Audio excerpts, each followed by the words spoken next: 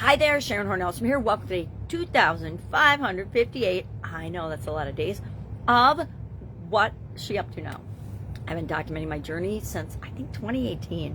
I probably started. I was doing a course. I was getting some coaching and doing a course, and one of the things they challenged us to do was to do online video. And I have failing vision, and so it seemed like a good way to document, keep track of what I'm doing without having to write it all down. I still write things down, but I always have to have a mega magnifying glass to even see what I write down. So it's been a good tool for me. So today we're talking about, for the Be a Better You annual challenge, process creation. And every year for the last couple of years, I have created a process. I think I kind of started it early on, but I didn't ever really share them with anyone until the pandemic in 2020, when I created the SOAP framework and started to share the SOAP framework on a regular basis, because it was a thing that people could relate to and help them through the crazy, chaotic times of the COVID pandemic and the things that were outside of our control. We could keep moving forward via this decision-making framework, and it didn't stop us no matter what craziness was going on around us. So I think that's probably when I started to formally share the different frameworks and the different processes that I create. And then last year and the year before, I created for the annual challenge. I do an annual challenge every year where we do one thing every day to do something, to get something we want. One year was fun. One was, I don't remember them all now. That's really terrible. I should have a list that says, here's what all the last annual challenges have been, because I've been doing it online for the last 8 years. Prior to that, I did them, but I only did them for myself. I didn't share them with other people. Again, kind of like process creation. But as you can see, I like processes and creating processes now. This is last year's growing process.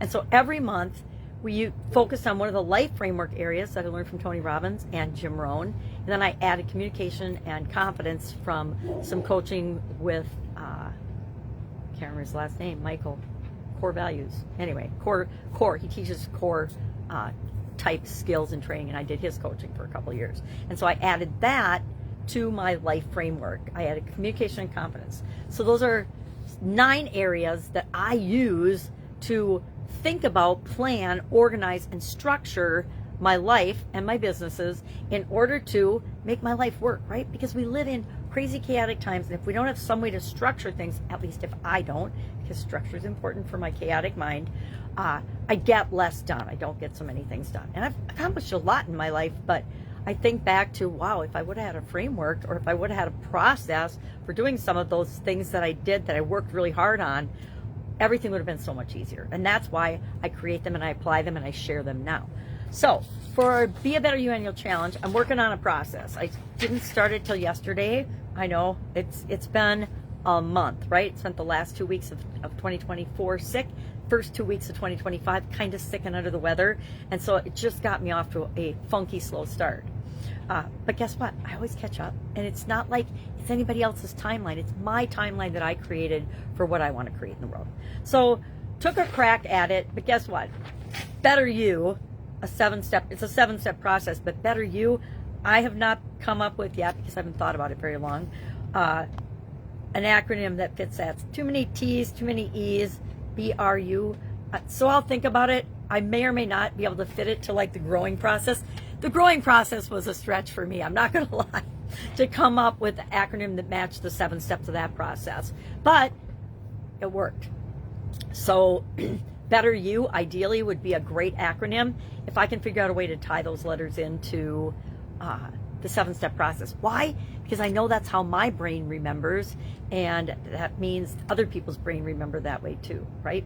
I remember back to high school and college and having to memorize things, and we would make up funny, silly sayings and stories that would help us to remember them, because our minds remember pictures and stories.